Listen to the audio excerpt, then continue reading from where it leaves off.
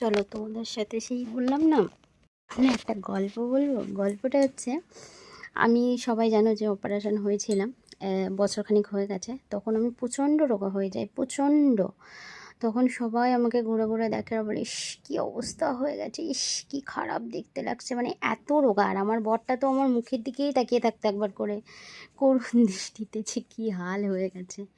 এখন যখন আমি বরের টাকা ধ্বংস করে ফাস্টফুড খেয়ে মোটা হয়েছি, এত জিনিসপত্র খেয়ে, হ্যাঁ, এখন এবার যে আমাকে রাস্তায় দেখছে তার এখন মনে হচ্ছে সেখানে জয়েন হয়ে যাও, আর আমাকে রোগা হয়। এমনকি কালকেও একজন ধরেছে যে এখানে যাচ্ছে, একটাই কথা যে রোগা হবেন ম্যাম, রোগা হবেন, এটা করো ওটা করো, ওয়ার্কআউট করো, আমাদের কাছে কিছু খাবার আছে দেবো।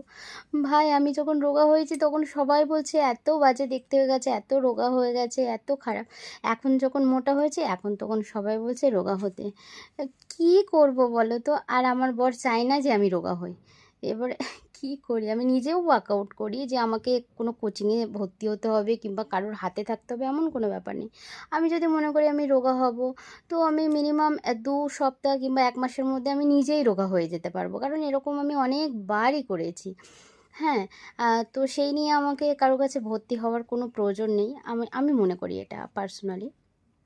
আমি প্রচুর ওয়ার্কআউট করতে পারি, প্রচুর। আর করেছিও, ওয়েট লসও করেছি। কি বলবো তোমরা বলো? মানে একবার